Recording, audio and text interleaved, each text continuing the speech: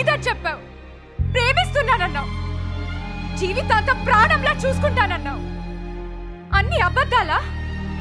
కోపం కాదు, బాధగా ఉంది, తట్టుకోలేనంత. ఎందుకు ఇంతమంది కలిసి నన్ను మోసం చేశారు? ఏం కావాలి నీకు? ఎందుకు? చనిపోయిన నా ఫ్యామిలీ తెచ్చివ్వగలవా? నాది కాని ఫ్యామిలీ అంటున్నావు. వ్యక్తులు వేరే ఉండొచ్చు, కానీ మా మధ్య ప్రేమలవే, ఆప్యాయతలు.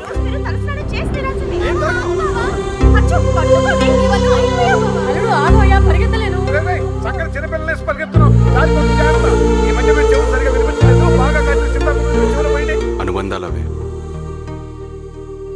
సంఘటనలు కూడా అవే.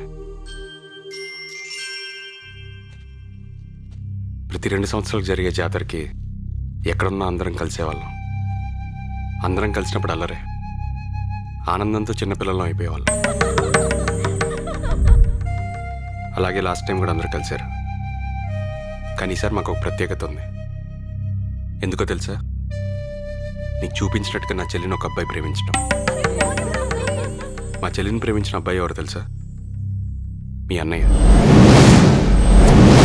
మొదట్లో మేమందరం భయపడ్డాం, బాగా డబ్బున్నాను కదా ఏమంటారు అని. కానీ మీ నాన్న మంచోడు, పెళ్లి కొప్పుకున్నాడు. దాంతో ఇల్లంతా ఆనందంతో ఒక పండగలా మారిపోయింది. ఆ ఆనందాన్ని నేను మాత్రం మిస్ అయ్యాను. ముసలి, ముతక, చెట్టు, చేమ, గొడ్డు, గోద, ఇలా ప్రాణం ఉన్న ప్రతి జీవి కళ్ళు కాయలు కాచేలా నా కోసం ఎదురు చూస్తున్నారు. ఎందుకు? మాది చిత్తూరు జిల్లా అండి. అక్కడ అడవుల్లో ఏనుగులు ఎక్కువ ఉంటాయి.